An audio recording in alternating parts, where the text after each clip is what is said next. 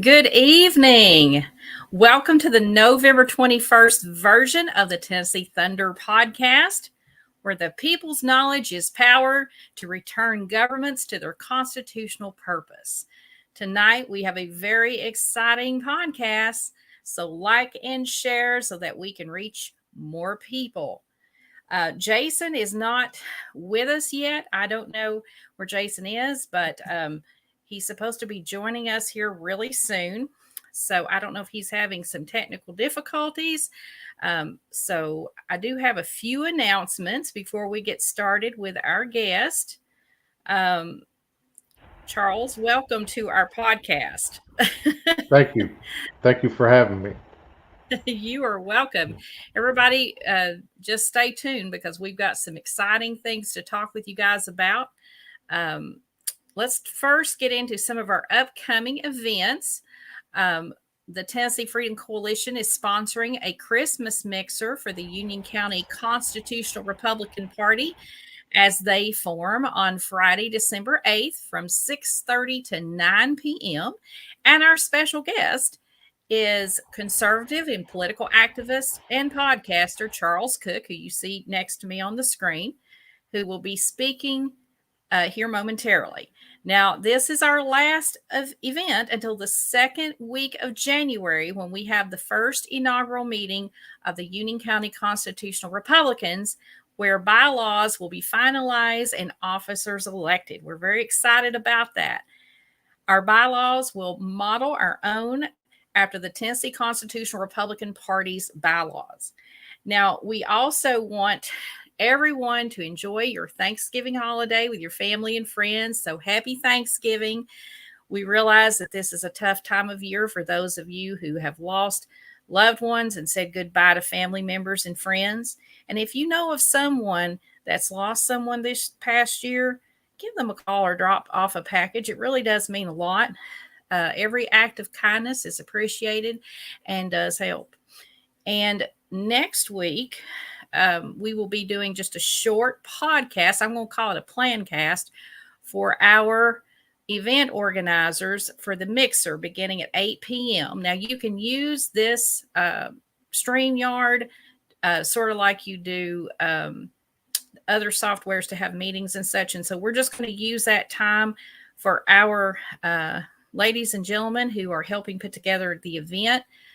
So if you are planning on bringing finger foods or desserts, join us for that planning podcast next Tuesday night at 8 p.m. Let's see. What else we got here? Also, we've got some exciting things coming up at the first of the year, and I'm very excited to announce that on January 9th, which is the opening session of the Tennessee General Assembly, we have been invited and sponsored to attend. That means that we, the people here in Union County, if you're in a neighboring county would like to go with us, that's fine too. Just give me a call, send me a text. Depending on how many of you sign up, we will be provided a van or a vehicle, and your lunch will be covered to Nashville and back. So this is just a one-day. You go over that morning. They have these special events lined up for their opening session to kind of show everybody how the legislative process works. If you've never been to the legislative process in Nashville, you're in for a treat. You're really going to get to see how things are done and why and how your voice does matter. I would love to get a van full of enthusiastic Union County citizens. As you know, we will have a great time fellowshipping as well. And let's see, we've got a meeting on Monday, November 26th. This is county commission meeting. Now, this may be the last county commission meeting of this year. We have not been told that, but usually the county commission only meets in November, rarely in December, and then they have an extra long meeting the following January. So I would like to see all the seats filled there because sometimes there's things that happen at those end of the year meetings that we may not expect. So I think everybody needs to be at that meeting. That starts at 7 p.m.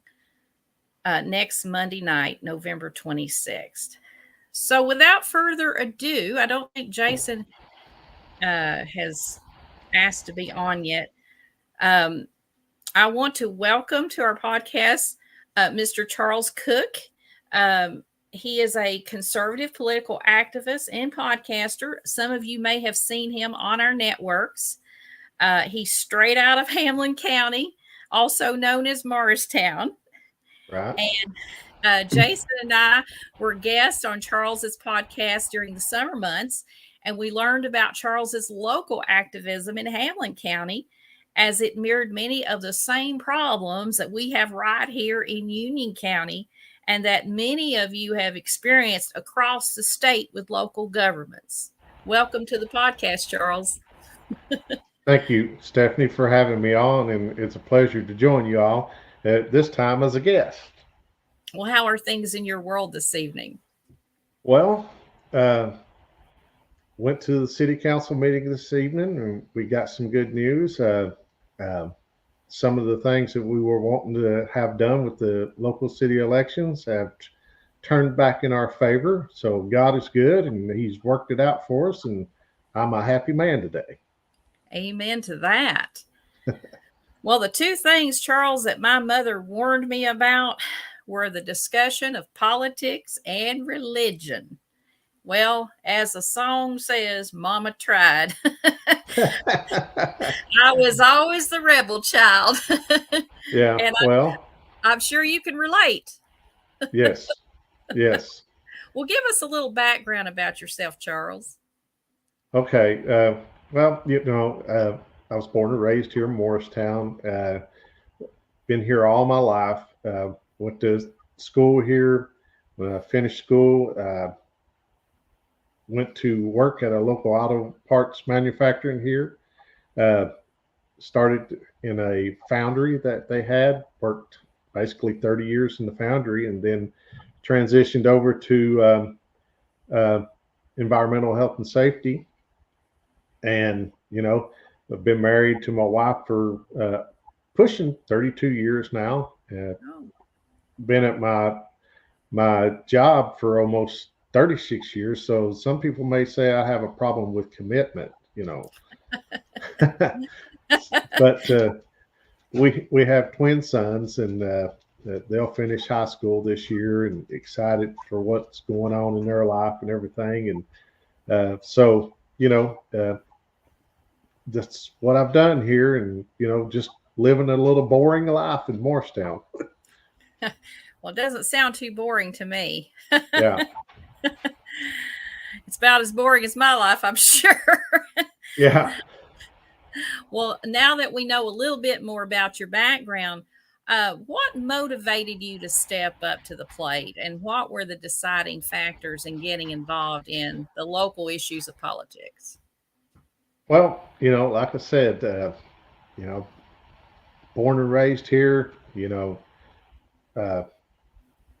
my family and I are, we're here, and along about, my boys were born in 2006. 2007, there was a city council election, and next thing you know, a year later, they decided to raise our property taxes in the city 40%. And I just said, doggone, here we are, we're in a recession, we're raising property taxes, and somebody's got to do something. So I decided to run for city council, and didn't have a clue what I was doing, but I ran and got slaughtered and lost pretty bad. But I stayed up with everything. I didn't run off and crawl in a hole like most people. I stayed involved. So in 2011, I decided to run again, and I run for an at-large seat. And there was 4 people in the race, and I lost that election by 24 votes. And so after that election, a couple of the guys that I helped and was pulling for got elected. and they tried to make one of the guy that got elected mayor tried to make some changes, and the people that was on the city council, long story short, they went to the state and changed the city laws to benefit them to kind of keep the power here. And so when the state representative carried that bill to Nashville and helped them change the law, uh, we took him out. He was a one-termer, and the night that we had the meeting with him to discuss it, when he told us that he was going to carry the bill to Nashville, I said, well, we sent you to Nashville. We will bring you home if you do. And we took him out. So that really got me started in the activism side of it, because I was like, this was fun. So after that happened in 2012. And right after that, a friend of mine who I told you a little bit about, and I'll tell you about it at the mixer, we ended up going somewhere and getting some activist introductions. And from then on out, that's where I got started. So a little teaser. Well, it sounds like that you got involved in politics about the same time I did, because I know that my brother ran for state rep in 2008. My daughter's father ran in 2006, but I didn't really get involved in politics until my brother ran for state rep. And then I helped him locally become his field manager. And I learned so much about politics just being involved in that campaign. And I really learned more about how the state and the county is connected and why it is so important for us to keep an eye on both, because they are closer connected than we can imagine. Right. And so you have to really be careful about how things are introduced to your county commissions that come from the state level.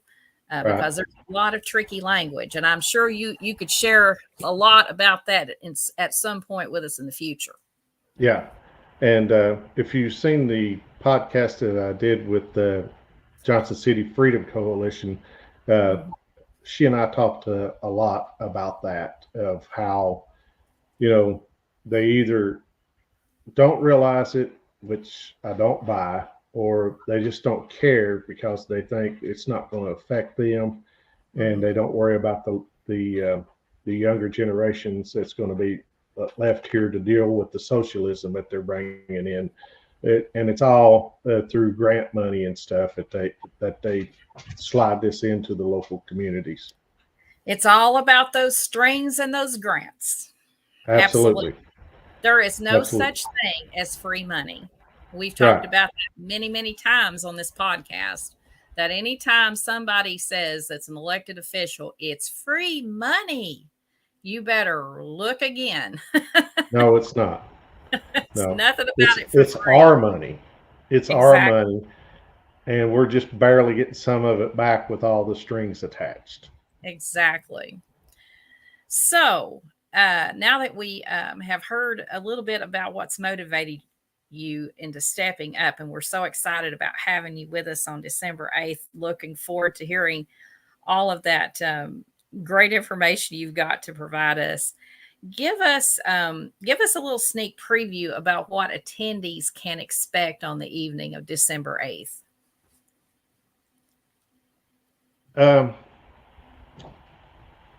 I think the most important thing is you ever go to church and you ever have just one of those days where people get up and testify? Absolutely. And you walk away and you think, wow, that was so inspirational. Mm-hmm. If God can do it for them, he can do it for us. Amen to that. Amen. Well, when I look back over this and as I sent it to you the other day, I call it my conservative liberty movement journey. That's what I look at it as a journey, and I look back over it now and see what's happened in the last 10 to 15 years and say God's had His hand in this. There's no other way to explain it, and it blows my mind. And when I share these things with people, I think they'll see too that, wow, this journey, God, there's no other way to explain it than to say that God had His hand in it, because these things don't cross each other's path without it. And so my message is going to be tell you what my journey has been, and then trust God with yours, because if you trust Him and have faith in Him that He's going to lead you the right way, and we are on God's side, He'll lead us to victory. Amen to that. And you probably know this too. There are no mistakes. No. Everything has a purpose under God's Son. Yes. And when you think, okay, it didn't work out, and then 3 weeks later, out of the blue, everything flips and you're the victor, hey, it's a God thing. Absolutely. You know? So that's what I want to share. I want people to stay engaged, stay in the fight.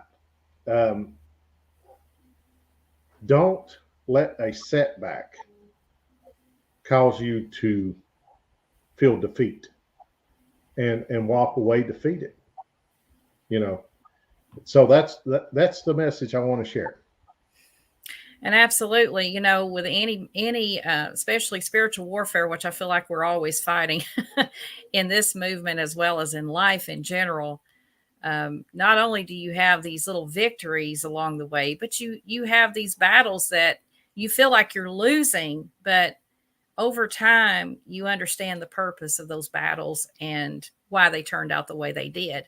And it was because there was something greater planned, that had you not went through those things, you would not have received those blessings. Yeah.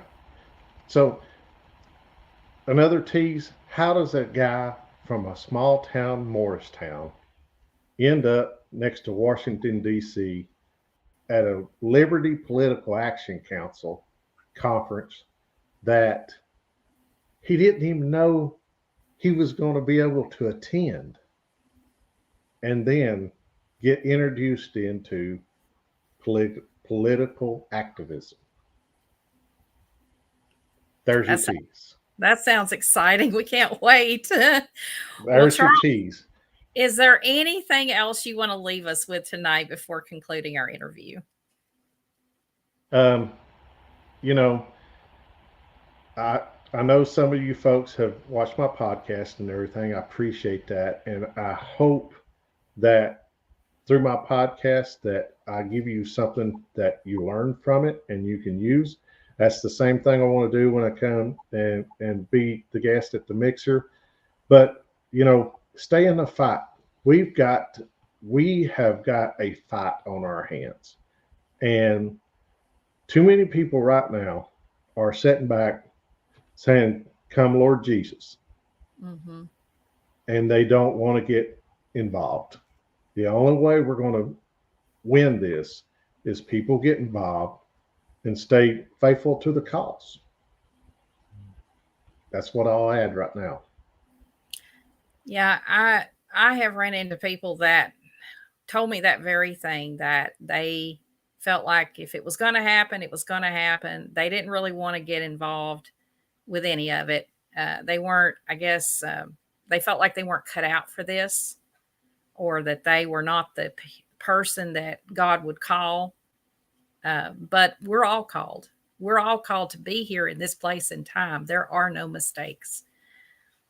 And Look, You agree with it or not, you're here. You're alive in the flesh. And unless you embrace the Spirit of God, it's going to be hard on you. I'm, you know, look at David. His brothers were more qualified than him. But God don't call the qualified, he qualifies the called.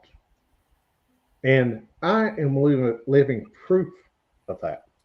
I'm just a factory guy from Morristown who worked hard for a living. And as I said, when you hear my journey, you can only say God had his hand on it. And here's the thing, I don't know where it ends. But if I'm faithful to him and trust him, he's going to lead me to the right place. I don't know where it is yet. Absolutely. If you had told me when I was 20 years old that I would be sitting at this place in time, I would not have believed you. I would probably have laughed and giggled and said, "Oh, that's crazy."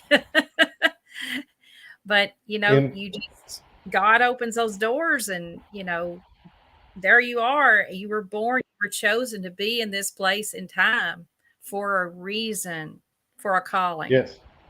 Yes. God bless you, Charles. I'm so excited about seeing you on December the 8th. And I'm sure that every citizen that decides to attend this event, they're going to be blessed. They're going to go home with blessings, and they're going to understand more about their mission at the end of the night. Yep. And don't think, well, little old me can't do anything. Absolutely. That's right. We are the only ones that can. That's right. So, and the thing about it is, folks, and then I'm going to close out because I know you got things to do. We're going to put Jason on. He's now ringing in. This is going on all over the country. These little movements in these towns and cities across the country and our state. We're not the only groups, because you got one too. We're not the only groups that's doing this. We have people here on the local level that calls groups like ours tinfoil hats and cults and all these names, and they want to bully us, I guess, because they're in denial that this is happening. And so that's the only thing they know what to say or come back with. But this is a movement that's going on all over the world too. So we, the people that were born in the years that preceded this one, we were all called to be here. And when you think about the enormity of that, it's humbling, and it's scary, but it's also exciting. And I'm looking forward to seeing you on December the 8th. Please come hungry, Charles, because we've got some ladies and maybe some guys that are cooking some pretty good finger foods. Well, and desserts. I have to work that day, so I will be coming hungry. So I'll have to talk with food in my mouth, probably. And of course, we'll take photos of you while your mouth is open. Yeah. But I appreciate the invite, and folks, come on out and take part in this. I think it'll be good. And as Stephanie said, this is going on all over the country. And as Samuel Adams said, brush fires of freedom. We're setting brush fires of freedom. Sooner or later, they're going to come together. We can change this country. Amen. Thank you, Charles. You have a wonderful Thanksgiving, you and your family. All right, you too, and hope to see you folks and a lot of you on December the 8th. All right. God bless you, brother. Amen. All right. Have a good one. Bye-bye. Bye. All right. We're going to get Jason on. Hello, Mr. Jason. Hello. Sorry for my technical difficulties. My laptop did not want to work. Oh, that's okay. I got Mr. Charles on, so it's good timing. We got Yeah, the interview. I was watching it on my phone, but I could not get my laptop to unfreeze. That's all right. That dang laptop. I know it. I need a Well, new one. Somebody should donate me a brand new laptop for Christmas, and I'd be very grateful. oh my gosh. Well, welcome to your own podcast. Welcome to Tennessee Thunder. We appreciate you joining us tonight on this Tuesday night. There you go. I said it for you. I love it. I even did my own little version of that, but that's okay. Now we are down. Did you get my list of topics in your email? I did, but I don't have it pulled up. So we'll let you lead the way, and we'll just roll with it. All right. Let me get over to my announcements.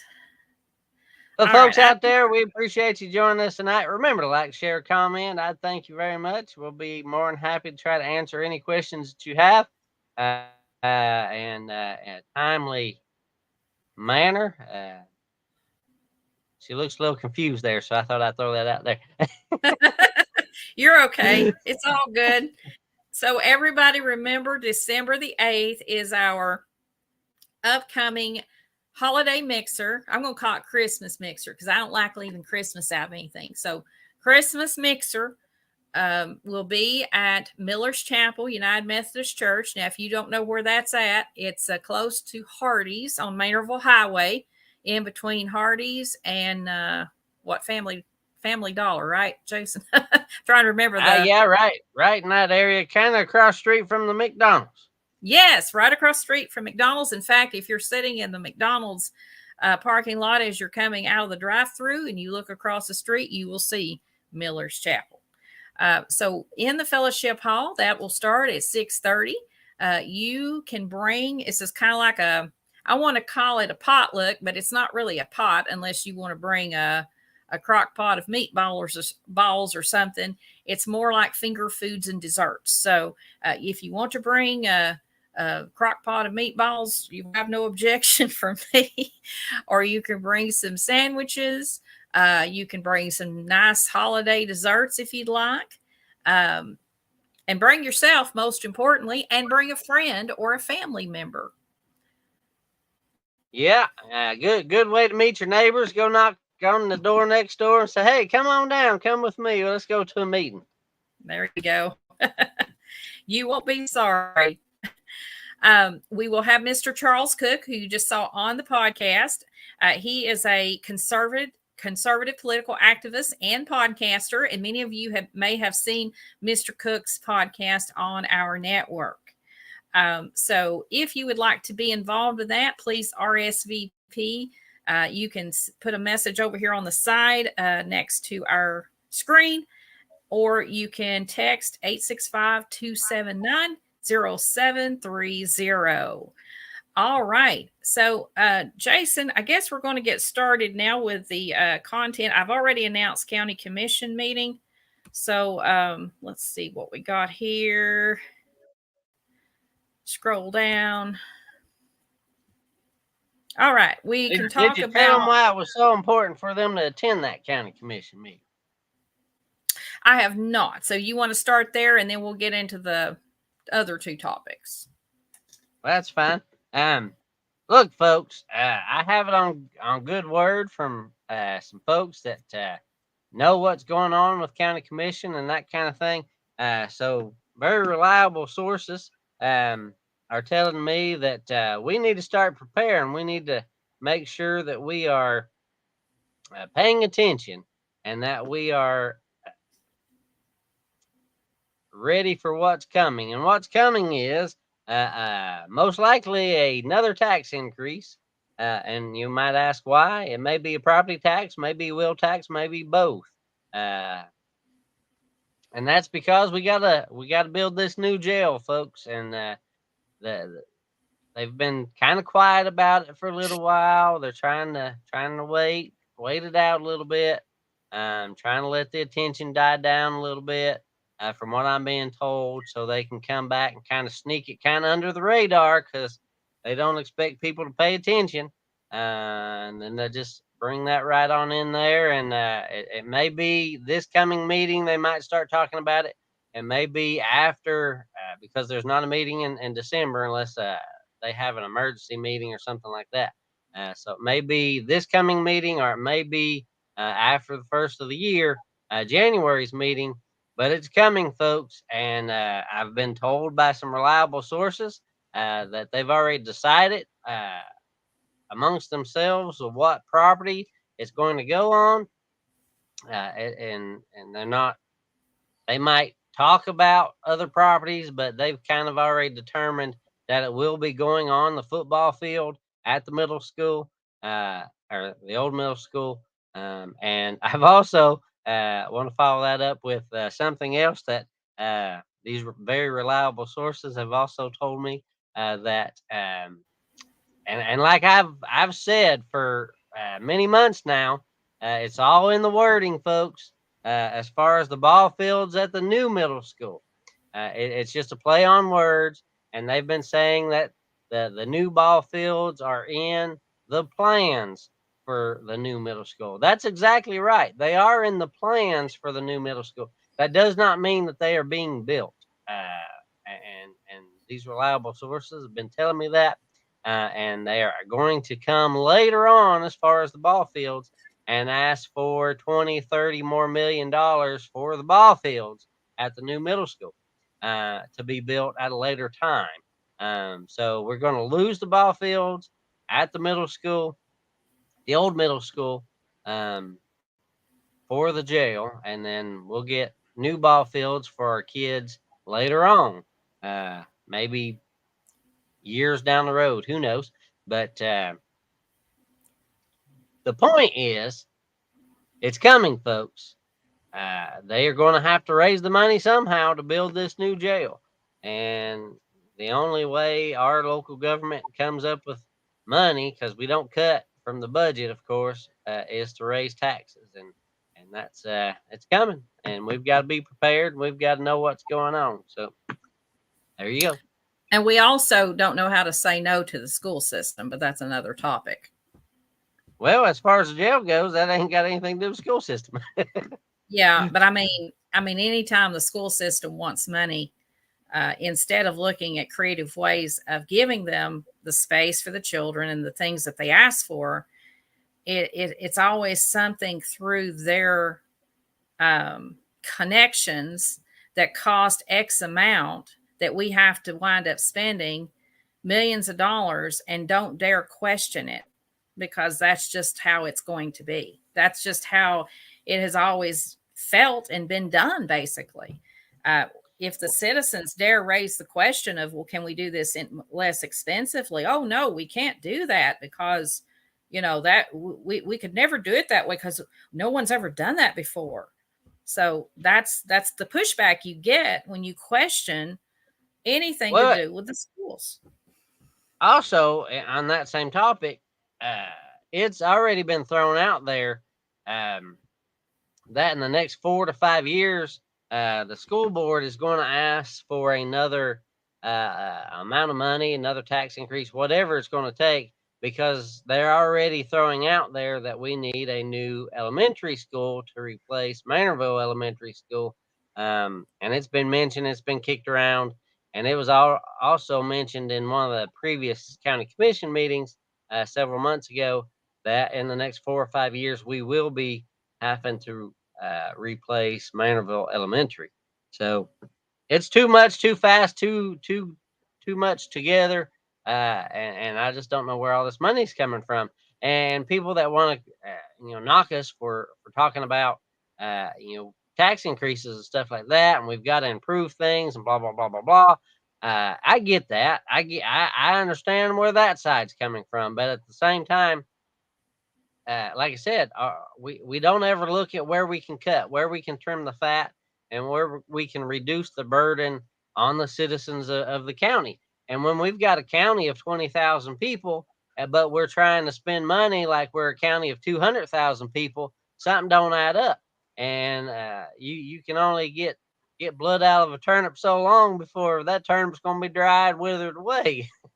And of the 20,000, Jason, of the 20,000 people, they are not all adults. Those Exactly. 20,000 people that now we're talking about as far as who's paying every year, you've only got a small fraction, maybe a quarter, 25% to 30 something percent, that are actually paying the bills, because the Right. rest of the citizens are children. They can't pay, so Exactly. you're dependent on maybe 7,000 people at best to pay all your bills for the county. So they're trying to split that up between us, and it's costing fortunes. So when somebody says Exactly. to me, I'm going to let you talk, and I'm going to read you all something tonight that I saw earlier that I thought was really good to explain as to why when someone says to me, it's only $20, why that is such a burden. When somebody says it's only $20 for a wheel tax, most people are one check away from being homeless. When you think about it, one tragedy away from being homeless, one job away, losing a job, and then One tax increase. they want to burden you with more taxes that you're already in the hole with your credit cards and everything else. And then this son of a gun comes along and says, well, it's only $20, or it's only, $100 and something or whatever. And they're not thinking about how this affects working class families year to year. These, they're not the only people that are trying to get money out of us. And they're not the only governments trying to get money. We're seeing this inflation, and we're seeing the feds come and get more money from us too, and the state. So we're being taxed to death. People are over this. Well, that was my point. We're a county of 20,000 people. All those 20,000 people do not pay taxes, like you said. But even if they did, we're still spending money like we're a county of 200,000 people. We're just spending money left and right. And you can say grant this, grant that, but it's still our money. It's still coming out of our pockets. But these schools, part of it was from COVID funds for the new middle school, but another huge millions of dollars aren't. And that's where the wheel tax and the property tax came from. This time, let me remind folks that we've had a tax increase 2 years in a row. And then on top of that, we've had a wheel tax increase this year that goes into effect in January. Because that's a good month to hit everybody with another increase in January when everybody's trying to recover from the holidays. But, we get in these situations and they say, well, what are we supposed to do? Well, if we've managed our budget properly and years past, and we didn't give away money on accident to the school system, we might have had a little bit of savings, but we didn't. We gave it to them. Yeah, the school's giving some of it back, but it's a little late for that. We done give it away. You got that. You've got, we don't cut. We just keep giving away money. And that doesn't make any sense to me either. And we never cut. And they might give an appearance that they've cut. And then you dig into it and they cut, $1,000. I think that's about the basis of what they cut out of the last budget. It wasn't much. And it doesn't do justice to the citizens of the county when they come back and say, okay, well, we've got to do a middle school, we've got to have the trash, and we've got to have a jail all at the same time, instead of saying, okay, we know that the citizens of this county can't swallow all of it at once, so let's chop it up into chunks, and let's do one thing this year, which should have been solid waste, should have been done this year because we needed it. It had to happen. And then let's make a plan for what we're going to do next, and let's figure out how we're going to do that, whether it's the school or the jail, either one, and then made a goal and try to figure out how to get there, instead of, okay, tax increase, wheel tax, and okay, well, now we're going to throw the jail on top of it, and that's going to be another increase, whether it's one or both again. And so they hold off to next year, and they try to push it off enough.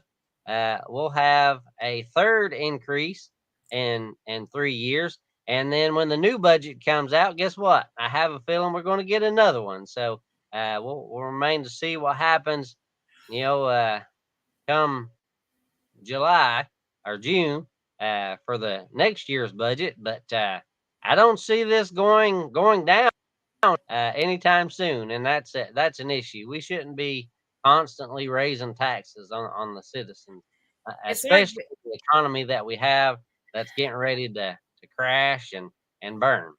It's like being in a bad marriage with someone that won't divorce you, and you want a divorce, but it's all because the person, maybe they haven't cheated on you or anything like that, but they're just taking your money that you brought into the marriage and spending it like a sift, running it through a sift and gambling it away or whatever, drinking it away.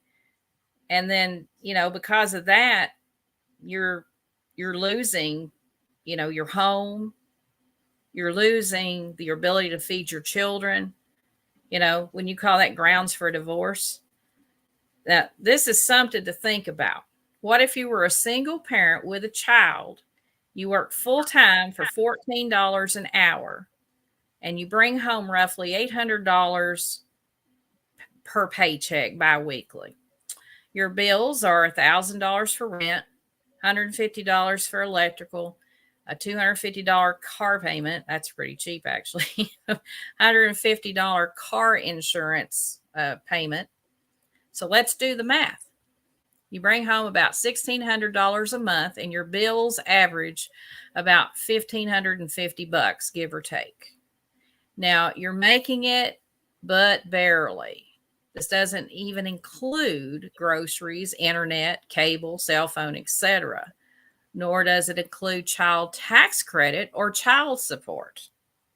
Now, if it's really cold in December and you get a power bill for $600, how do you pay that? To put it simply, you don't, because you can't. So your power gets shut off. But you know what your lease says? It says if you get evicted, if your utilities are terminated. So now you're in court crying to a judge who doesn't care, and you have 10 days to get out. Well, if you're in luck, because you found somewhere with 3 days to spare, and it's only $650 a month, but to get in, you must pass a background and credit check, which you can't because you just got evicted. You've never been a criminal, but even if you could pass it, you're looking at $1,300 just to move in after paying the deposit and first month's rent. Well, the time is up. The landlord shows up at 7 a.m. with the police, and you get your locks changed. So now you're living in your car with your 7-year-old son and everything you need to get by. You tried to get a storage unit, but you don't have a billing address, so they won't sell one to you. So you could only take what would fit in your back seat. You pay to shower at the local truck stop and eat whatever can be cooked in a gas station microwave. Someone sees you and your son living like this and calls good old Child and Protective Services. And guess what happens next? They remove your child from your care. As if this wasn't devastating enough, you lose your job too. Because an employee losing their child reflects poorly on this company. So now you apply for an apartment with a region where the waiting list is 3 to 7 years. Then you go into Walmart and you put in an application. When you get back to your car, you see that your back window has been smashed and someone helped themselves to your belongings. Remember, it's cold, it's December.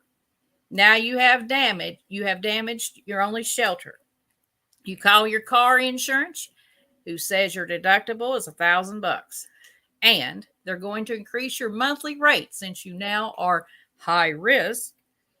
You call the homeless shelter as a last resort, and all their beds are full.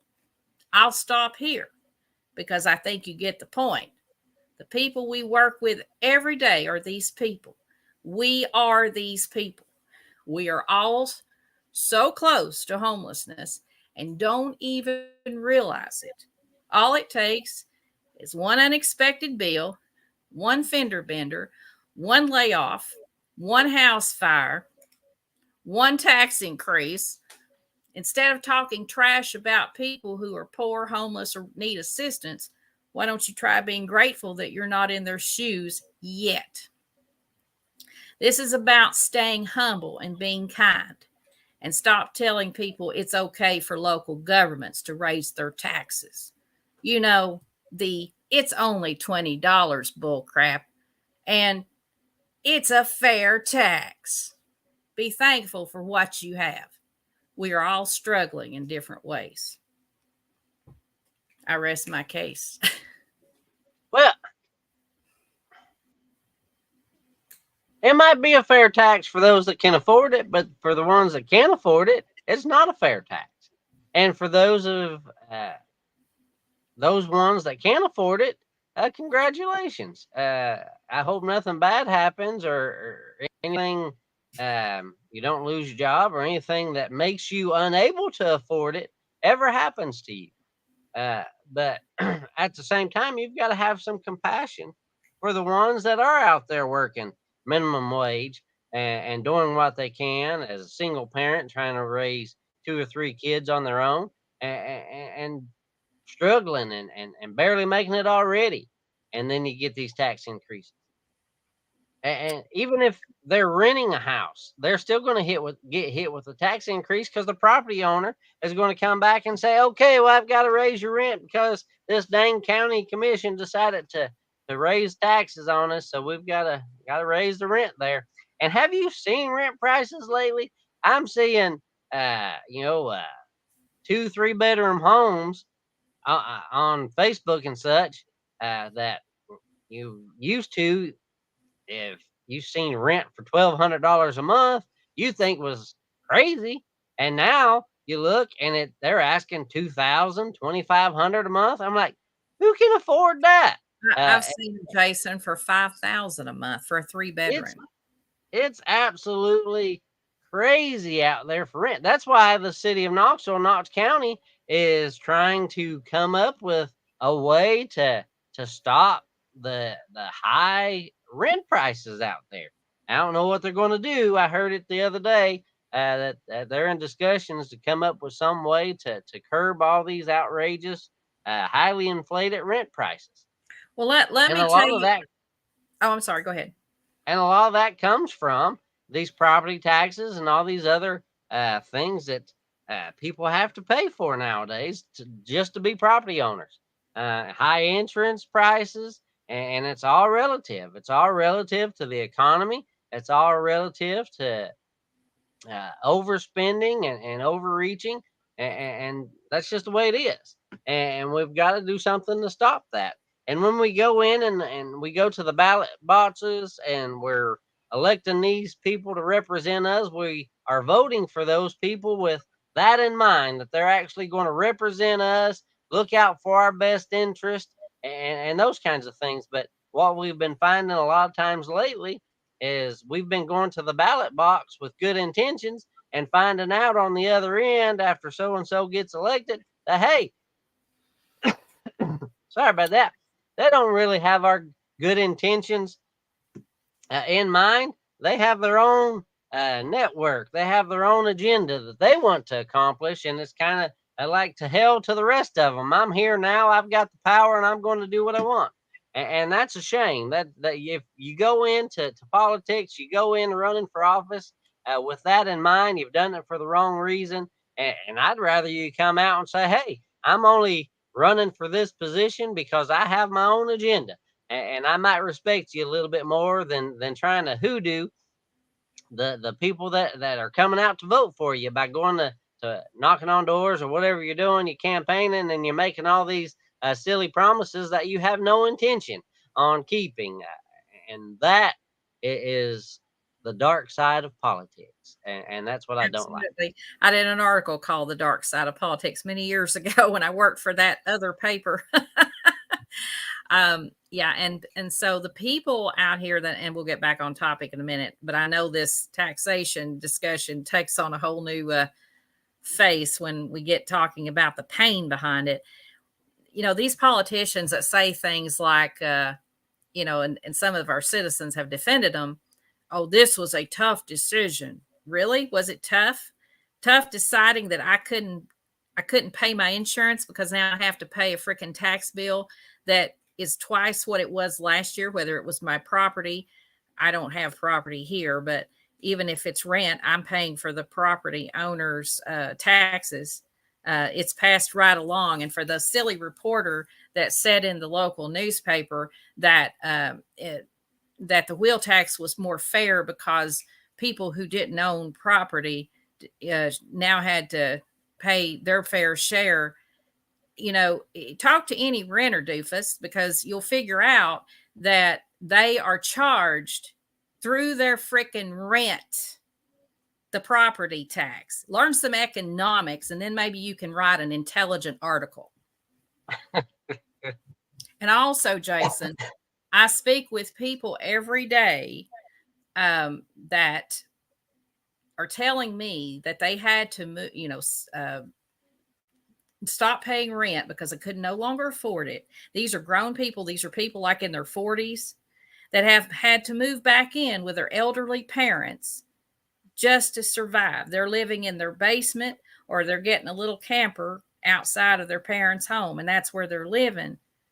You know, either they're paying a small amount to help their parents, or they're paying nothing but helping their parents. But a lot of people in that situation, a lot of you have seen a lot more campers and trailers outside these other homes around the area. And that's people that have had to consolidate and move back in with mom and dad, or back in with family members, or even have roommates now just to make ends meet. So this is the folks that I talk to. I do a lot of political canvassing, folks. I talk to people in Union County too. Let me tell you, these people are not happy. These Union County citizens are not happy with this situation right now. You know, a lot of you think that, oh, they just podcast and they have all these little networks and stuff. Well, we talk to people too. We talk to people at their doorstep, and they're telling us that they're hurting, and they're telling us that these tax increases are unacceptable. So when you hear politicians saying, oh, everybody in my district is approving the tax increase, it's a bold-faced lie. It's not true. I've talked to the citizens. They don't like this crap, and there's going to be some changes in 2026 and maybe before. Well, that's what we hope for. There's some good county commissioners out there right now. There's some not so good, and there's some that just need to go on to the house. We have three. We have three that stood for the people with the tax when we voted on the tax increase. But you know, I wish that they would have taken it to the next level in actually introducing the referendum. That would have made me even happier with them. But at least they tried, and maybe they just didn't know they could do that, or maybe they were under pressure. I know a lot of them probably feel bullied too by the Republicans on the commission that are very tax and spend and tax, whatever you want to call it. But they will tax you right into oblivion if you continue to allow it. But our main goal is to stand up for those that can't stand up for themselves, you know, those that can't go to these meetings, and that kind of thing, as well as to be a voice for the people, a common collective voice to the people. We get on here and we say things, and people talk about us behind our back, and some comment on our stuff and badmouth us and whatever.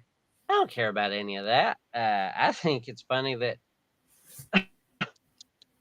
so much time and people said that do that, because I don't understand why you watch like us. But talking about expensive Talking about expensive real estate, right? Right. But at the same time, there are people out there that are new to what we do, and they're just learning about us, and they're understanding of why we got started, and they might have been told some bad things about us before, and they had a bad opinion about us in the beginning when they first learned about us because they were misinformed. You get these. Uh, there's one local politician that likes to badmouth us every chance he gets, and every time he gets a little platform to do it on, and talks about how bad we are and how bad we are for the county. Well, we're only bad for the county because we speak out against the corruption and the things that you're trying to do that are bad for the county. That's why we're bad for the county, because we don't play ball with you, and those kinds of things.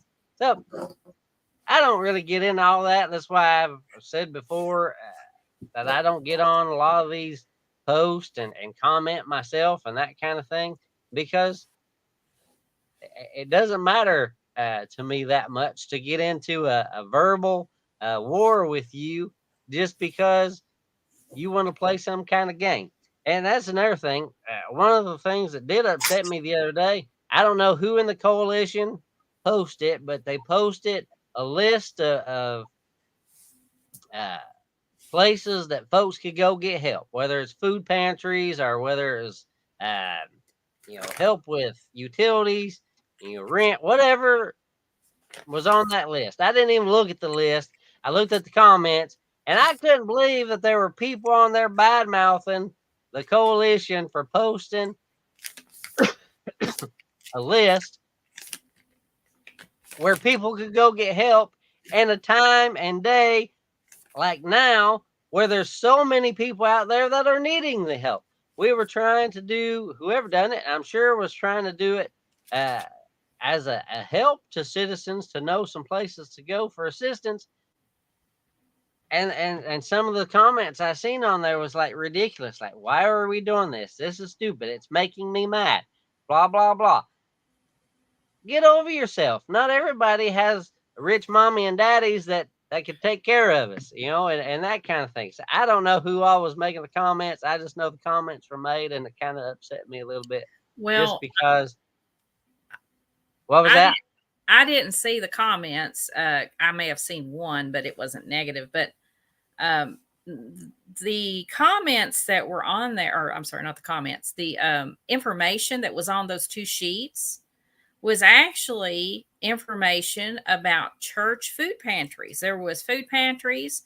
It wasn't just government agencies. I mean, there was probably like a suicide helpline. Well, if somebody's contemplating suicide and they need somebody to talk to, are you going to sit there and judge them and say, well, they don't need that assistance. They don't need to talk to anybody. How do you know?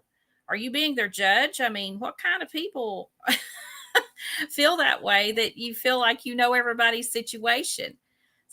We've got to get out of the judging. People are in a lot of pain right now, folks, and whatever help they think they need, it's okay to publish it and be forthright with it. People need it. If they need something, whether it's the government or not, they've paid into the government, then, there's no shame there, so don't judge them and say, well, you shouldn't be taking government assistance or you shouldn't be going to a food pantry when these people need help. Maybe if we started, instead of criticizing these folks, why don't you reach out to someone and say, if you all need some help, maybe our church could help you, or maybe we could help you guys, instead of always being critical. And there was another lady that follows our coalition site. She said she posted something on one of the groups, not our group, one of the other groups here in Union County. And she said, I was treated terrible. She said, I can't believe people are so bitter and hostile in our community. She just asked a question and they just was going after her like with daggers. So folks, when somebody needs help, offer help. Leave the criticism and do something good. I mean, I know that a lot of you would, but That's exactly right. And just to give you some perspective, okay? I'm not bragging, so don't take this as I'm bragging. I'm just telling you my knowledge, okay? So I own my own business. I deal with food products. I deliver them to grocery stores. Well, sometimes I have some left over. Sometimes I get returns. I ain't gonna eat the stuff. I'm tired of dealing with it. Once I, get home, I don't want anything else to do with it. So I give to food pantries.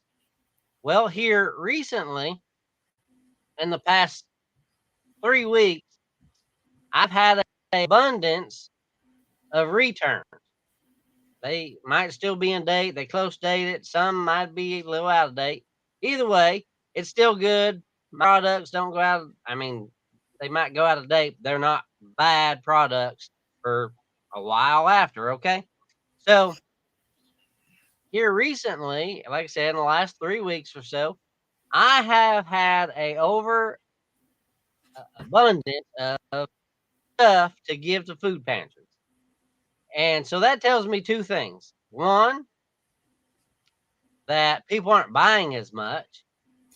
Uh, they're not spending as much. And so, two, it's also telling me, dealing with food pantries, that there's a lot more people struggling and going to the food pantries. And I say that because this.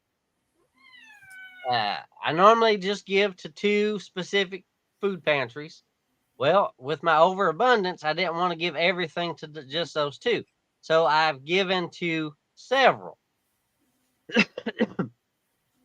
Bless you. And so I've called some folks and said, hey, I've got this stuff. I'll give you part of it if you want it. You come get it and blah, blah, blah. So I did that. Well, talking to these folks, they've told me in the last 2 months, their numbers that have come to the food pantry and got food have at least doubled, if not tripled. And so that just shows me, like I said, my sales have gone down, but those going to the food pantries have gone up. That just tells me that more and more people are struggling. And let me tell you, I have given, and again, I'm not bragging. Normally, I give a couple $100 a month away to the food pantries. I have given over $6,000 to food pantries. And again, one more time, for somebody says I'm bragging, I'm not bragging at all. I'm using this as an example. I have given over $6,000 to these food pantries in the last 3 weeks of product, of food, where people aren't buying as much, but they're going to the food pantries and needing help. That should tell you the direction that our economy's headed.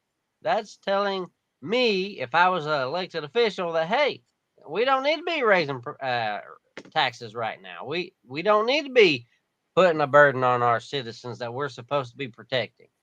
And that's just the way I look at it. Well, the one food pantry person told me, that's over a food pantry here locally in Union County, told me that usually before all this began, all the recession, 2020 and all the COVID and everything, that they would see a lot of the same people. They kind of knew each other by their first names, kind of thing. They always saw the same families. It was usually very, poor people or strapped people that commonly used the food banks. And this person, she said, now we're seeing people that we've never seen before, and people that actually appear to be more working class. They have maybe a little nicer car, but they tell us that, they can't make their money stretch because now their rents are high. They have higher insurance. Maybe someone got laid off, or maybe their rate or pay got decreased, or their hours got decreased, and they can't make they can't make their grocery bills. And they're used to paying $6 for a pack of hamburger. Now they're paying $15 for a pack of hamburger. It's just gotten ridiculous. I mean, it's a struggle. My money's not going as far as it used to, and it's rough on me right now too. And I have a good support system, but I'm just absorbing it to more than I used to, and not getting to keep my own money. But it's rough, and I can imagine some of these folks are really having it rough right now that are worse off than I am. And so, like I said, we're here for the people. We're here to lobby for we the people, not we the government. Um, do you want to talk a little bit more before? Is there anything else you wanted to add before we move on about the county commission meeting? Get your butt out there. That's it. Yeah.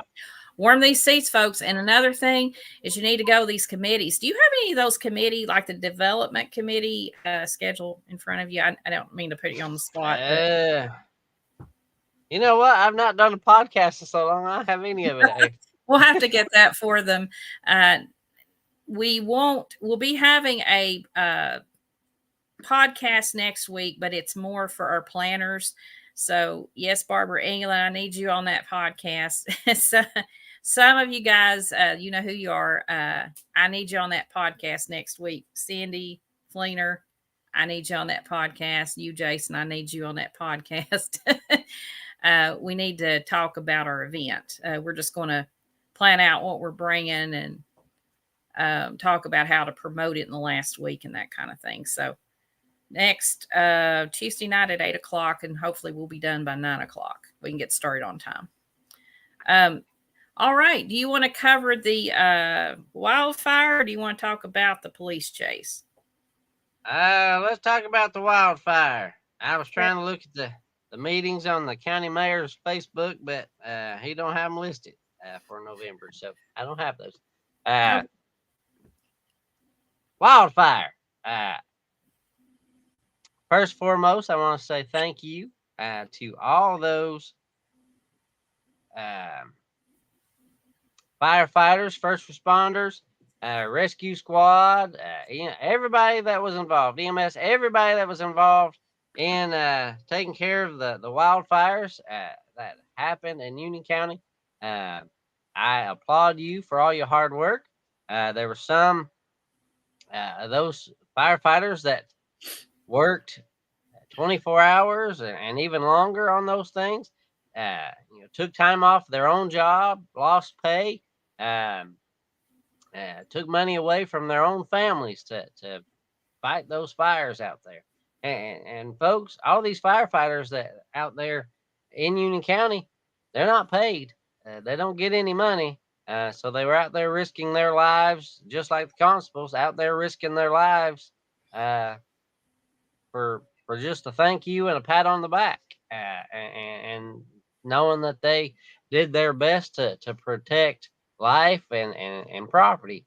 So I give them a great big hand.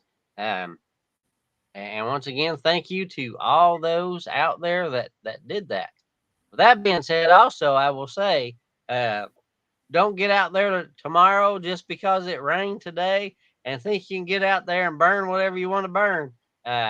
This rain we had today will only soak the top layer of these leaves and stuff like that. Everything underneath it will still be dry and that kind of thing. So it'd be just as easy to catch some things on fire if you're not careful. So don't think you can get out there and start burning again just because it rained today. Well, I wanted to say that I wanted to also thank our firefighters, our volunteers that just gave they risked their lives to save our community and to save these homes that were over there and the citizens' property. Thank you so much, firefighters, for everything you did. You have no idea how grateful we are. And we know that you don't get paid. I wish that we could change that.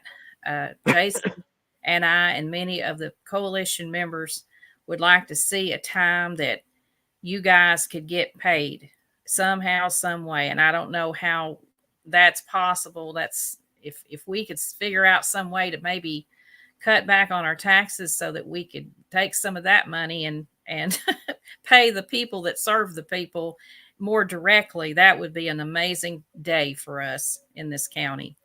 And same goes for our constables. Same goes for law enforcement. All of you emergency responders, you are underpaid. You are underpaid, and we know that.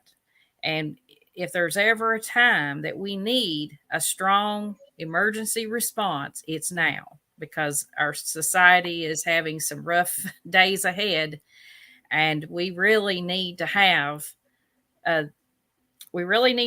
this in place, and the emergency responders, so that everybody can feed their families and help the county as much as possible. Yeah. Go ahead, Jason. I don't want to forget to thank those firefighters and such that came from other counties, other cities.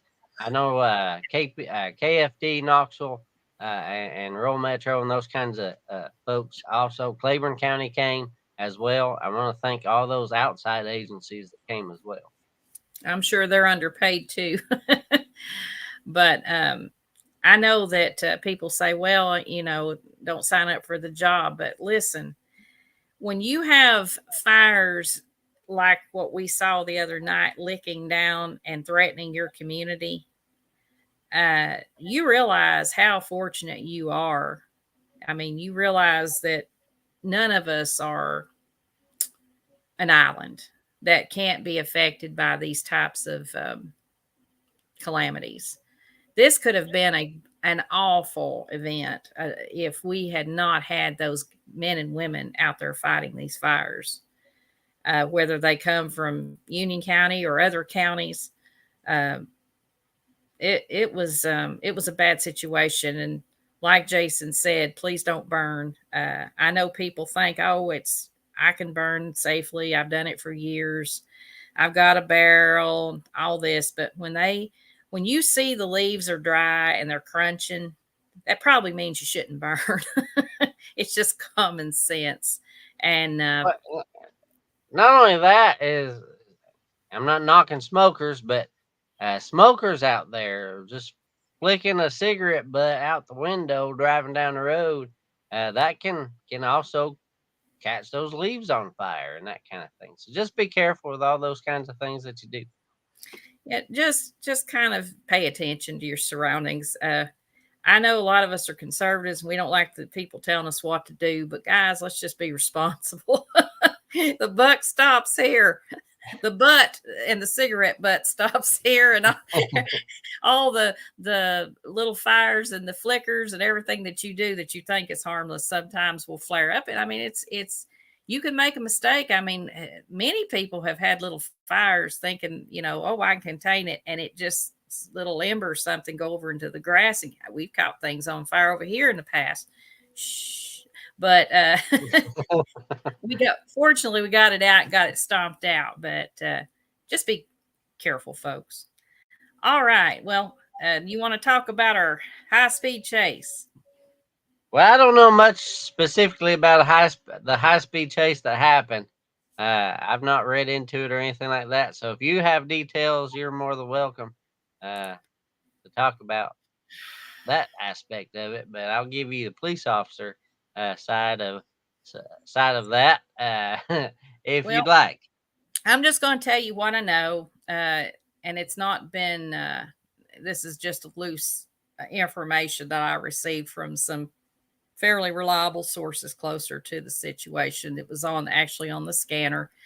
One of our folks listened to the entire conversation, and basically there was a young man who was on a motorcycle, and he was, I don't know, something caused them to start after him, and he ran from them at a higher rate of speed on a dirt bike, and they chased him. And finally there was an accident involving the man. And we don't know if the person is deceased or if they lived. There's no way to really verify it. Nobody's talking about it, but we do know that Lifestar was called, then canceled. And then the person was apparently transferred to the hospital without a light or without any speed to get there. And someone with the local law enforcement agency followed them to the hospital. So that's really all I know at this time. But we had some posting about it on some of our Union County groups about why was the young man chased with all these law enforcement officers after him in high, heavy pursuit, and why was that necessary? And there's two sides of this, and this just goes in general with these pursuits. One side of it is if it's one person and it's appears to be someone that is local that you could basically, if you get a license or anything, I know even the motorcycles have license plates. I'm assuming dirt bikes do, don't they, Jason? Then who knows? But if you know if you have the license plate, well, why couldn't they just go get them later? So there's that part of the side of saying, why do we have to have these high speed chases through our communities? Because, you know, it could hurt somebody or harm the other person accidentally. Isn't this kind of overkill? There's that side of it. And then there's a side of it that you're going to talk with us about because you have a background in law enforcement. And explain to us why by law it is hard to not go after them. Tell them what you know about other cities that have the do not chase policy versus the chase policy, so that the folks out there can kind of understand all sides of this issue. Well, first I want to say, as far as the basis of EMS not running emergency traffic, that's not necessarily a telltale sign that a person passed away or anything like that, because it doesn't matter if it's a car accident, if it's an injury at home, transported, whatever. If you're injured and it's not if you have not coded, which means you're dying, you're not getting ran emergency traffic in an EMS. They just don't do it that way. Now, if you've coded, if you've had a heart attack and you know they're doing compressions and the whole 9 yards, you're getting ran lights and siren. But the majority of the time, somebody being transported, you're not getting lights and sirens, as contrary to popular belief. EMS drivers don't like to run emergency traffic like that because of the safety reasons. So just basing something like that on that, I can't get behind, just because that knowledge. Now, I'm not saying that the flip side of that, a person could be passed away and they could not be running emergency traffic either. However, my assumption would be if a police officer followed, then this is, again, me assuming, and you know what they say about that, but my assumption would be if an officer followed the EMS to the hospital, then that person would probably still be alive and such, because that officer would stay with said person until they were later transported to jail. So that's just my personal experience on that side of it. As far as the other side of it, being a former police officer for the KPD and Anderson County, working both sides of the pursue, not pursue perspective.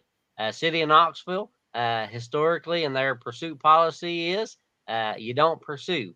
I've been in some situations with the city, and as soon as you say I'm in pursuit, and any other officers that work for KPD out there that are watching this podcast can confirm, you normally don't say you're in pursuit you're with KPD. You might change your wording a little bit. You might say you're following or you might say, some other things. So you can stay behind said person for a little longer. But as soon as you say on the radio to dispatch that you are in pursuit, which that sounded a little tricky. As a police officer, you're not going to say that you're in a pursuit until you are actually in a pursuit. You might be following somebody. You might be trying to get somebody to stop. You might be saying things like, okay, we've gone a block now and we've not stopped yet. And you might say those kinds of things, but you will not say that you are in a pursuit until you are actually fully fledged in a pursuit in the city of Knoxville. And that's just because as soon as you say that you're in a pursuit, and this again is with the city of Knoxville, or at least when I was there, I know things can change since I was there, but as soon as you say you're in a pursuit, you're going to get a sergeant or a lieutenant, somebody above you, going to ask you what your charges are. And if your charges on said pursuit vehicle are not murder, you're going to get canceled. And what that means as an officer, as soon as you get canceled, you have to pull into a driveway or a parking lot or something like that. You have to turn around and go the completely opposite direction. You cannot continue in the same line of travel as the person you were following or chasing or pursuing. You actually have to turn around and go the opposite direction. And so that's that end of it. On the flip side, working on at a different agency that did pursue and would pursue you till the wheels fall off, I've worked that end of it too. And so you got to look at it from two different angles. One angle in a pursuit, you think, well, why are we going to put all these people in danger by chasing somebody or what have you? I understand that. I understand that way of thinking. Again, like I said, I work both sides of a pursuit policy. Then you get the other side that says, well, it's a criminal. You want to stop them. You're going to chase them until whenever. So the problems that come in with trying to decide as an agency, and I do not know, I will go ahead and say I do not know what Union County's pursuit policy is. I've not dug into it or anything like that. So I do not know what theirs is. So I will stipulate that. However, you get out here and you get into a pursuit and you get canceled. Well, then just because you get canceled as a police officer does not guarantee that said criminal is going to actually stop acting like an idiot and going 100 miles an hour down the road and weaving in and out of traffic and all these things, because still, as a criminal, or not necessarily a proven criminal, maybe that's wrong wording, but you broke the law if you're running from a police officer, so therefore you're a criminal. So that does not guarantee that they're going to stop just because the police officer stops. And you see that a lot. And then later, if you watch cops and things like that, they might be pursuing somebody. They'll stop pursuing somebody. And then, you see down the road, there's a car accident where this car was, or vehicle that they were chasing is now wrecked. That happens more often than not in a pursuit, just because criminal still has it in his mind, we've got to get away. And just because the police officers stop doesn't mean that they're going to. So you got that side. The other side is, why don't they just go, take the license plate down and go to that house later on? Well, the problem with that, there's many problems with that, but one of those problems is you can't guarantee that person's going to admit that was them, that was the one fleeing, unless you have personal knowledge of the person that you are pursuing and you can prove that that's that person. When you go knock on that door, you can question them all you want to, and all they have to say is, I don't know what you're talking about.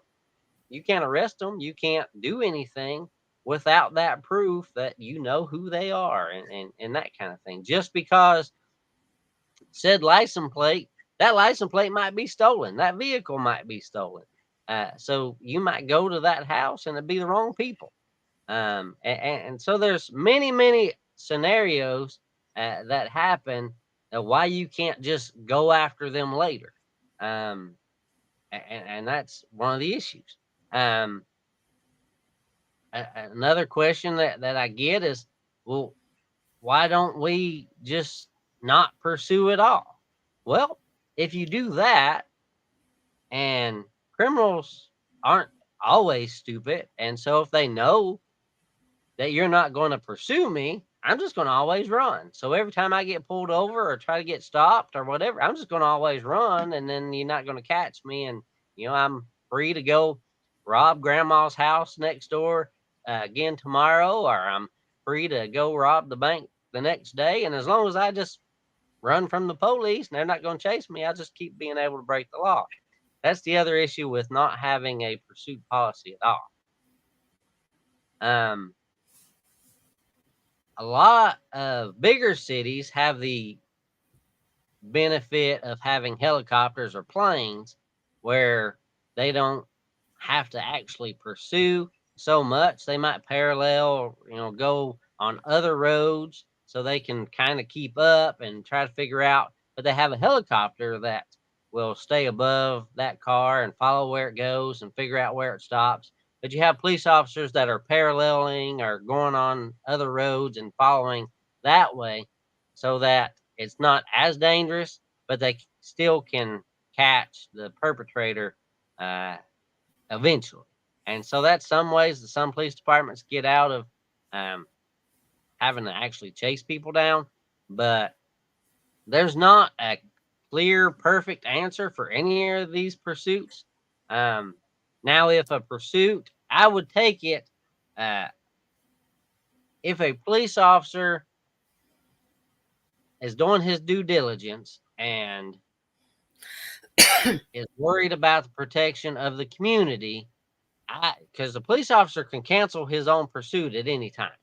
So if he felt like the pursuit was getting too dangerous, it's his responsibility to say, okay, I'm going to end this pursuit. And that's what you count on a lot of these police officers to do.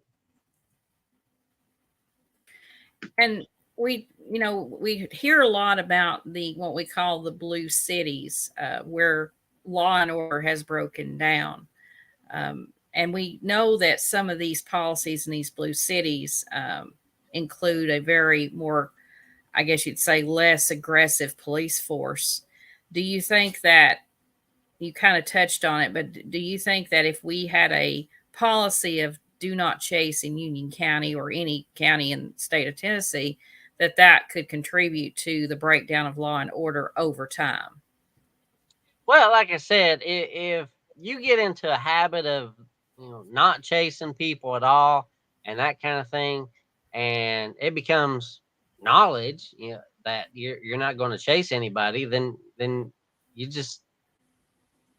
you're asking for trouble. You're asking for free reign for these people that are up to no good, just to continue doing what they're doing, and maybe even do it a little bit more, knowing that they're not going to get chased. And what about the safety factor of in a high-speed chase? Of course, we know a lot can happen. I've eyewitnessed a few myself, not only as a reporter, but also as a citizen. I saw one probably not more over, 6 weeks ago at Hardee's in Maynardville, where there was a high-speed chase coming right through the parking lot. And had there been someone, a child or anyone out there, could have been bad. So what do you think about those situations where your high-speed chaser is endangering lives? Don't you think that the police think that maybe they can stop that? That's where officer discretion comes in. And that's where, if you watch these cop shows and that kind of thing, you go through training, and you go through training as far as your pursuit policy goes. And the reason why these officers are saying things like, I'm going, speeds are 75 miles an hour, there's light traffic, there's medium traffic. It's a constant update. It's the police officer's responsibility to do that. Number one, it's on video nowadays, so when they go to court, they're narrating what's going on during that pursuit for the jury. Number one. Number two, also what's going on while they're doing that. Folks have heard tunnel vision. If police officers weren't doing that as a distraction, they get tunnel vision, and all they're focused on is that vehicle that they're pursuing. So then they're not seeing the other vehicles around. They're not seeing pedestrians walking down the street, those kinds of things. So that's why it's very important for these police officers to get out there and do those things. Speed, traffic, what direction you're going in. There's reasons why those things are done. And that is to stop that tunnel vision from happening. And that way it opens up that door. It opens up that police officer's eyes to see, okay, well, we're starting to get into a lot of traffic, or we're coming up on a school zone and school's getting ready to let out. So there's going to be a lot of children. There's going to be school buses. So that way it gives the officer the ability to think about, is it more beneficial to continue this pursuit, or is it more of a safety risk? So let's cancel. And like I said, the police officer has the complete ability to cancel his own pursuit. He doesn't have to wait for a sergeant or a lieutenant or whoever else to cancel him. It's the same thing with writing you a ticket. It's up to the police officer. His officer discretion is what it's called. He can decide, okay, I'm going to give you a ticket today, or I'm going to give you a warning today, or I'm going to lock you up today. That's just the way it is. But if you continue to have a policy where you don't enforce the law, like in a lot of these blue states, like happened in Oregon. Look what happened in Oregon. They just gave a whole section of Portland to these lawbreakers, and these lawbreakers just said, okay, this is our autonomous zone. You're not allowed here, Mr. Policeman. You're not allowed here, Mr. Mayor. This is our area. Yeah, don't come in. It's ours. You can't touch us. And if that's the way we want to go down that path, then you just let everybody break the law, and then there's no need for police officers anymore, and then you have no need for law and order anymore, and we'll just go back to the dark ages and just beat each other over the head with a billy club, I guess. Wild West. Our poor cops. And like I said, I want to clarify one more thing, one more time. That chase last night, I do not know the details of, so I'm not going to comment specifically on that chase. So I'm only talking about my experience with what I know with police chases. And I will tell you, I told you earlier about how Knoxville came up with their pursuit policy. That policy started because their non-pursuit policy started because a young lady decided she got pulled over, and as the police officer was approaching the vehicle, she decided to take off. And she took off from a city Knoxville police officer, and she ran. And she ran and she ran and ran. Well, the city police officer canceled the pursuit. Well, the county picked up the pursuit, and that pursuit went through several other counties, and the state got involved, and the state was chasing. Well, that young lady decided that she was tired of these police chasing her, and in order for her to get away, there was a police officer up the road, out of the car, on the side of the road, not part of the pursuit or anything. And this young lady decided to run him over and killed him. And she ended up getting caught later on, and they continued to pursue, and they caught her, and she's serving many years in prison. And that is why Knoxville changed their pursuit policy from being a policy of pursuing to a non-pursuit policy, because they felt responsible for that pursuit. Even though they terminated the pursuit eventually, they still felt responsible. They actually got sued for it and the whole 9 yards, and that's where their non-pursuit policy came from. Whether you agree with that or not, every police agency comes up with their own policy. And the same thing with these constables. These constables can decide to pursue or not pursue.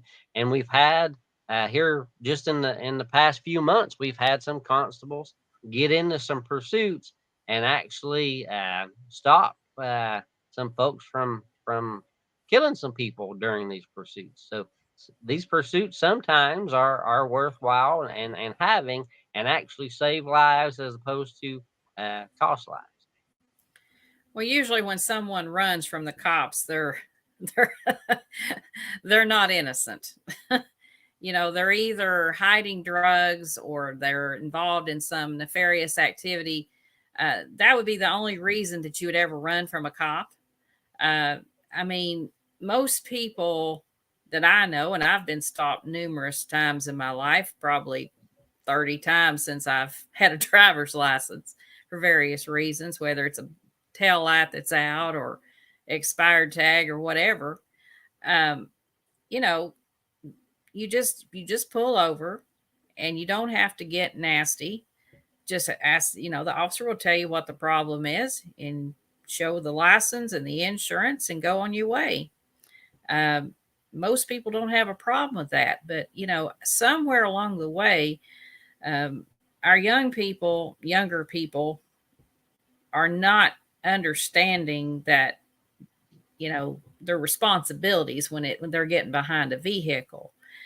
And it's normal to be pulled over. It's part of having a driver's license. It's not like the police are all nefarious and they're trying to get you and take you to some place where they're going to question you in Washington D.C. I mean, it's it's not like they're after you. Most of the time, it's purely because they see something wrong and they think there could be a problem that they might need to check into. Doesn't mean you're a criminal. Usually, it only takes a few minutes.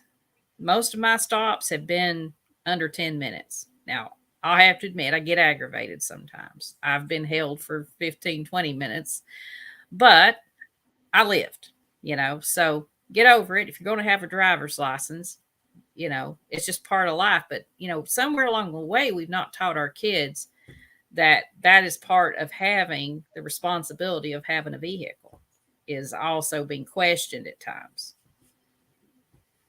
But more and more nowadays, you have a loss of respect for law and order. You have a loss of respect for police officers and that kind of thing. And I hate to say it, but that's where you see the downward spiral of, you've got the defund the police and all these things that happen, including our current president. He was a big part of the whole defund the police and that kind of thing movement. And that's an issue because we are a country of law and order, and we're supposed to respect our firefighters and our police officers and all these things. Well, we're teaching a different generation, a different line of thinking. And so you get into an issue of that. And so then you just get a deterioration of the respect level. And so now, instead of respecting the police, now you're afraid of the police and that kind of thing. And even when I was with the KPD, I went to a domestic call in the projects, and I remember it just stuck in my mind. There was this little boy.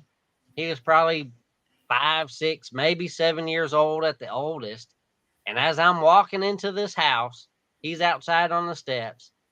And as I'm walking in this house, this little boy looks at me and he says, "Oh no, we shoot the popo." And that just stuck in my mind. Even all these years later, that stuck in my mind, that this little kid has been taught that at that young age, to think that way about police officers. And so it's just been gradually getting worse. To me, it seems, and especially with all this Black Lives Matter stuff and the defund the police stuff and all these things. Yeah, there's some bad apples in every profession, but you cannot lump a whole profession into one thing because there was one bad officer that done one bad thing at one point in time. You just can't do that. It's the same thing with the military. The military does not get the respect that they used to get. And that's an issue. We used to be like 9/11. This country was so patriotic. This country was so pro military, pro America, pro everybody was out buying flags and flying. We have lost that, and we need to get back to it. We need to get back to having that respect for one another and for God and country. And that's what we've left out of a lot of things. Very true. And for those of you who carry, just a reminder, and I remember this when I took my gun course and got my license. When cop pulls you over, if you got your weapon in your car, be sure to tell the officer to traffic stop, put your hands on the 10 and 2 o'clock positions on the steering wheel. Tell the officer you do have a weapon in your glove compartment or in your vehicle, because especially for those who are rookie cops, sometimes they get a little nervous, a little overzealous because they're nervous. Just be sure to tell them and comply with the law, because that's what the law says you should do as a gun carrier. Am I right, Jason? Yeah, that's exactly what you want to do. You don't want to be reaching for anything. If that officer has already ran your tag before most officers anymore will run your tag before they will even initiate their lights. So they already have an idea who you are. It may not be you driving, but they have an idea. And with that idea in mind, they may be under a heightened alert because you might have already came back that you have a license to carry a firearm.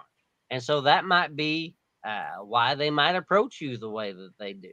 It's not that they're not trying to, or it's not that they're trying to be ugly to you, but they want to go home to their family too. So they might be a little bit more aggressive with you just because they think you might have a firearm. It's not that they're meaning anything bad towards you. They're just, like I said, want to go home just like you do. And so when you get approached, make sure your hands are on the steering wheel. Don't go reaching for anything. I don't care if you're trying to reach in your glove box for your registration. Do not do that. Keep your hands on the wheel. Say, okay, Mr. Officer, he's going to approach you. Hey, I'm Officer Mills with the blah, blah, blah police department. Do you know why I pulled you over? Blah, blah, blah, blah. And how the spiel goes. And then first thing out of your mouth is, Officer, I have a license to carry a firearm. My firearm is under the seat. My firearm is in the glove box. My firearm is on my hip. Don't reach for anything. Just tell him where it's at. Yeah. And then that officer will make the decision. Okay, well, for my safety and yours, I'm going to reach right here and I'm going to remove that from you, or he might remove you out of the car, or whatever his choice is in the grand scheme of things, of what he feels is safe for him to do. But don't go reaching. That causes more trouble and more things to go bad than anything. Even if you don't have a firearm, just don't go reaching.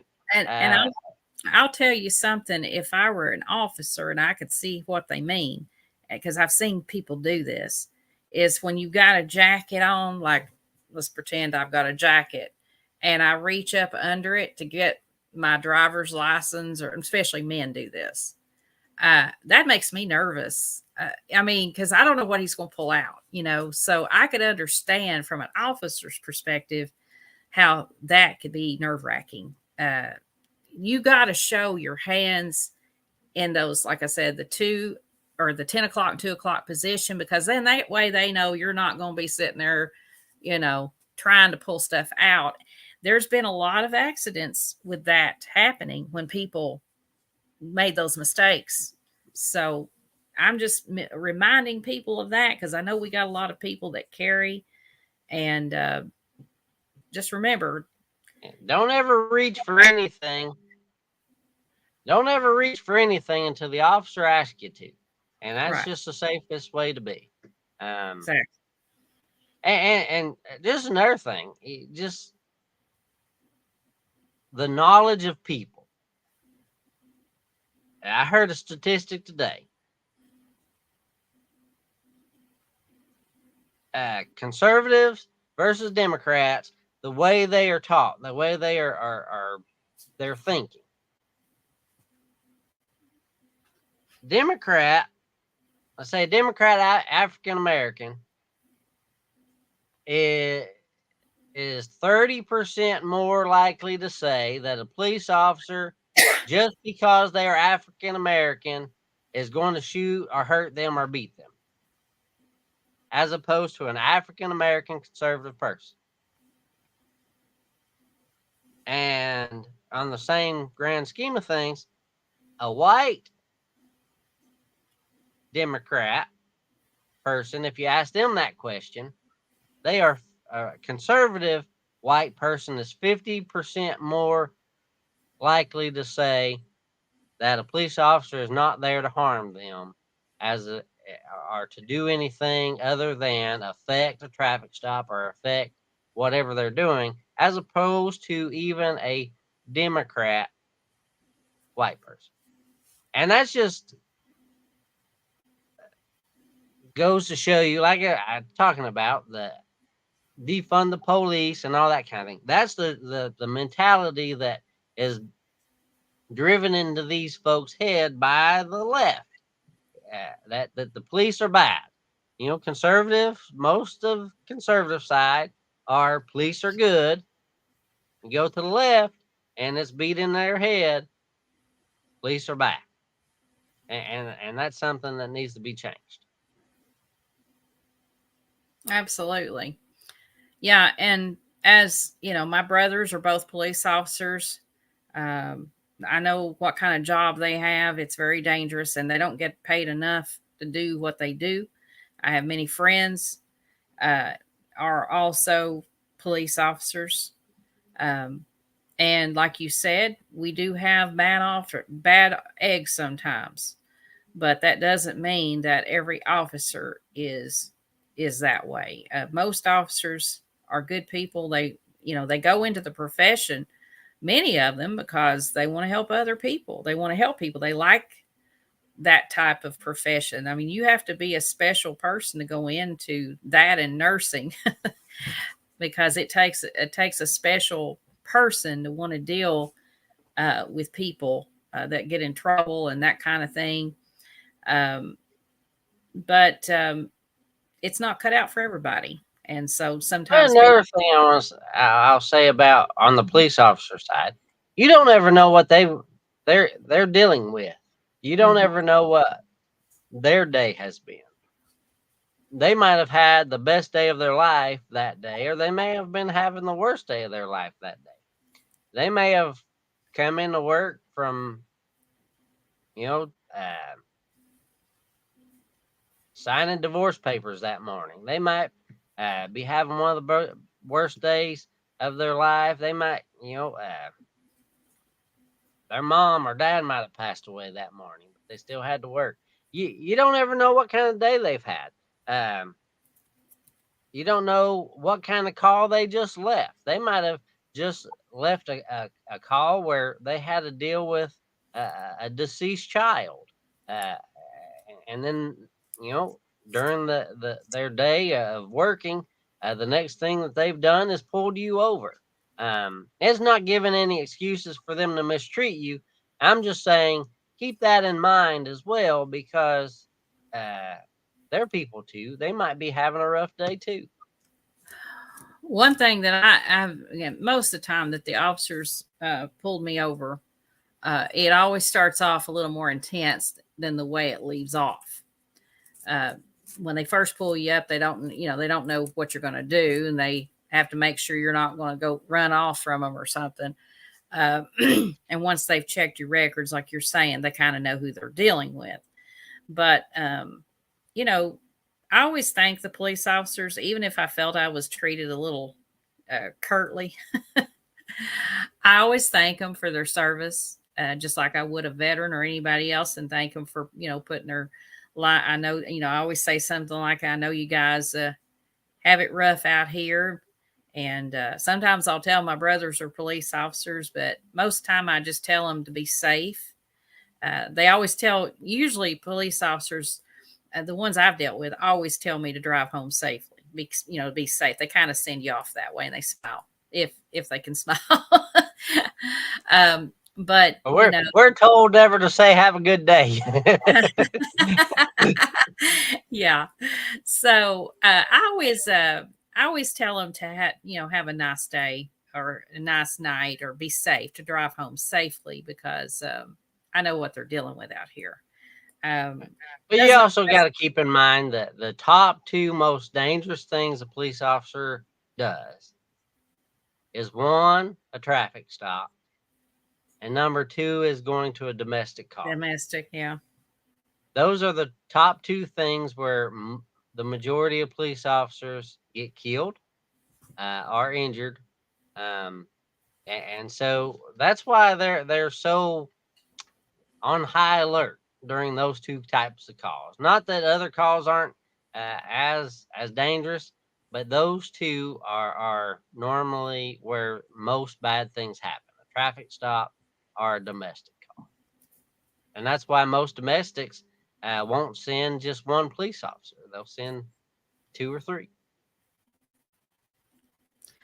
It's funny how people are. 1 minute they're they're mad at the officers for pulling them over, in their head, wasting my time, and then the next minute, when they really need the cop, oh, thank God you exist. We don't know what we would have done. So it's amazing how people get these things in their head. Poor officers, they deal with a lot. Well, most of the time, and I hear this all the time, you're not calling an officer to come to your house or your business or what have you because you're having a great day. You're calling because you're having one of the worst days of your life, and something happened and something's going on. And so most officers know that, but on the flip side, you have to realize that too. Yeah. And again, on the domestic side, you go to a domestic call as a police officer, and you're going and you're trying to be, let's say, a husband beat a wife. You're trying to be a hero to the wife and rescue her from said beating from Mr. Husband. And so, most state laws say if there's physical proof that one party has been injured more than the other party, somebody's going to jail, and it's that one person that has the least amount of injuries most of the time. And so you go in as a police officer, and you go up there and you say, hey, Bob, you're under arrest for domestic. You beat Susie over here. And next thing you know, the police officer's got Susie on their back, beating the police officer up because Susie don't want old Bob to go to jail tonight, even though she just got the bejesus beat out of her. And that's just the way the domestic calls go. You never know what's going to happen. And just because you're being trying to help, you're ruining her family. You're taking Bob away, or what have you. And so that's why those domestics get very violent. And when I was a reporter for a local paper, I did a ride along once many years ago, to a domestic. Actually, I was like, oh boy, here we go. 100-mile-an-hour type thing down Maynardville Highway. And when we got there, it was that kind of situation where basically the wife didn't want to press charges. This was something she was calling the cops like every few nights. Finally, the officer that I was with says, lady, this time you're going to go to jail too. You call all the time, and he was going to take them both to jail. But I think the officer wound up arresting the husband that was doing the beating and all that. But it was amazing what I saw that night on that ride along. It was wild, I can tell you that. Right. Well, now that we're reminiscing, out of the academy, my very first night as a police officer, right? I'm in my nice press suit, my nice shiny badge. It's my first night out, my very first call. You go through the academy and it's beat in your head. The most dangerous things you do is domestic traffic stop, just beat in your head. And so the very first call that I get out of the academy is a domestic. And I'll never forget, it's one of them hotels down there on Merchants. And like I said, the call came in, husband called in, wife was beating him. And I show up, and sure enough, hotel room, wife beat this man with a baseball bat. Ooh. And I had to take the baseball bat away from her. I put it behind the door there in the hotel room and all that kind of stuff. Had to deal with that. So being brand new, I'm scared to death. I'm going to this domestic. I'm the very first call, and I'm not even got my boots dirty yet, kind of thing. And the next call that I did, or next thing that I did, was a traffic stop. And traffic stop was on an SUV, black SUV. All the windows were tinted. You couldn't see in. You couldn't see anything. And so again, heightened alert. And so yeah, very very first two things I did as a police officer was the very two dangerous things a police officer could ever do. So yeah. Ooh. Wow. Next thing I did was have a little break, and I went and did a bar check at a local establishment there on Clinton Highway. So you were over in the great part of town too. I was. Good thing you weren't over on Magnolia. my next tour, I was in that area, Clinton Highway, Merchants area. I was actually 75 Delta, which was a unit that could go anywhere when I first started. So I could travel wherever I wanted to. But that was the area, Clinton Highway, Merchants, that they wanted me to stay mostly. So I did that. And then I did that for 6 weeks. And then I became 33 Delta, and I was on Magnolia at that point in time. Magnolia, Martin Luther King, that area, over in the projects mostly. And so, yeah, I've seen quite a bit in my time as a police officer. Ooh. Scary. Why don't they ban tenant windows? Tenant windows aren't supposed to be tinted more than a certain percentage. I don't remember what that is. It is. I believe it is 30%. I had windows tinted, and I was told 30%. But you can go to a doctor if you have vision problems and get a doctor's letter, so where your windows can be tinted darker. And also, another problem that police officers have is the manufacturer will tint the windows darker than they're supposed to be. And then because it's from the manufacturer, it's not necessarily illegal to have those because you didn't do it. It's manufactured. But this one particular person that I pulled over, he was fine. He's just, windows were too dark, and they were black dark. You couldn't see in or out. And it was all the windows other than the windshield. And that's the other thing. You can tint your back windows a little darker than you can the front windows most of the time. And you're not supposed to tint the windshield, and you're not supposed to tint the back window as dark either, so a police officer can see in. But I've seen front windshields tinted. I've seen all windows tinted. And there's a line, and I know I'm going off on random facts, but I'm just full of useless knowledge. If you look at your windshield when you go out and get in your car, there's a little bitty line, probably about 6 inches down from the top of the top of your car on the windshield, and it's just a little bitty teeny line. You'll miss it, But that's the line, your tent line. That's as far down as the window tent's supposed to be on your windshield. And most of the time that line I think will we lost Jason there correspond with. I don't know if he's coming back. Sorry about that, folks. That line will also correspond with most of the time with how your sun visor comes down. So that's the normal line of how far down your windshield can be. Yeah, and some of those, they kind of fade into the rest of the windshield. I've seen those before. All right. Well, we've talked a little bit about everything. Is there anything in closing that we need to talk about before we say goodbye for the evening? I'm good. If anybody's got any questions, I know we got lots of comments, but let me look real quick and make sure we don't have any questions.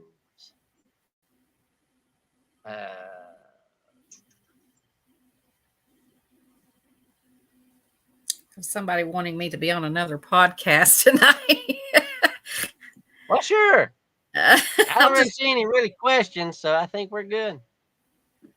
I'll go podcast hopping tonight. No, I'm just kidding. What's the next podcast we're going to be on? There you go.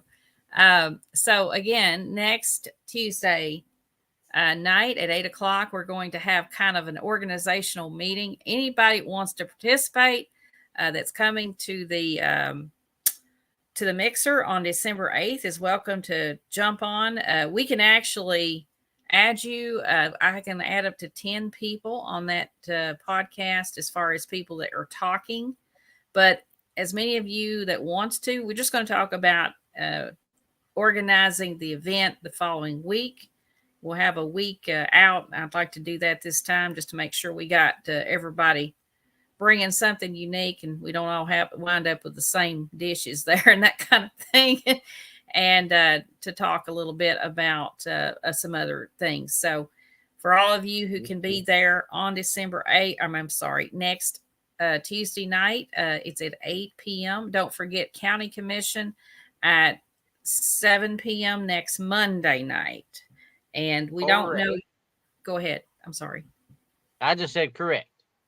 So unless you've got anything else, let's just go ahead and sign off for the evening. I want to wish everybody a happy Thanksgiving with your family. Enjoy your family and your day, your weekend. I'm going to be hopefully taking a few days off myself and coming back fresh next week. Absolutely. And I wish you from my family to yours, happy Thanksgiving and eat lots of turkey. I know there's some folks out there eating turducken. You ever heard of that? Mm-mm. It's a crossbreed of, it's a turkey, a duck, and a chicken all in one bird. Gosh, who come up with that? I don't know. I've seen them at Royal King. You can buy the little chicks. But yeah, some people are having that for Thanksgiving. I thought that was interesting. That's the new trend, I guess. I don't know. That sounds kind of wild. I don't know. Right? But, I don't like no gamey meat. But I do hope everybody eats a lot and has a good time. But remember the true meaning behind it. Give thanks to God for all your blessings and remember all those that are less fortunate. And as we go into the Christmas season, also remember the true reason for the season. That's my Lord and Savior, Jesus Christ, and the birth of our Savior. So, and one more thing. Remember those who have lost family members and friends this year. It's hard when you're dealing with that, especially the holidays right after that. And we've got several in our community losses this year. Be sure to pick up the phone or pay them a visit. It does help. Every little bit helps, and let them know you're thinking about them and praying for them. Absolutely. All right. That's all I got. All right. Well, have a good night, Jason. Good night, everybody from the Tennessee Freedom Coalition. We will see you guys in the next podcast next Tuesday night. God bless. Good night, folks. Bye-bye. Remember to pray for me. I'll pray for you, and we'll see you later. Bye-bye. Hold on.